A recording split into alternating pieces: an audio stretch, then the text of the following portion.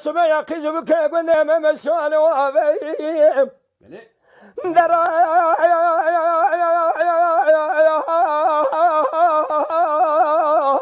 إليكي اسمي مار خراب ازي فناني تري طاوس مثال قالوا اسمي ايش فناش قد لاوكي خرا ما فناني زيري كزيري مامودي ددرس ايش فنا ما خدمه ما خدان بلما Serhat yöresinde dengbejlik geleneği diğer Kürt kültürü ürünleri gibi asimilasyon tehlikesi. Serhatlılar büyük bir özveriyle bu geleneği yaşatmanın çabasını veriyor. Ve o dengbejlerin sesi yazın bir yayla esintisi, kışında odun sobası üzerinde demli bir çay gibi her mevsim onlara bir dost.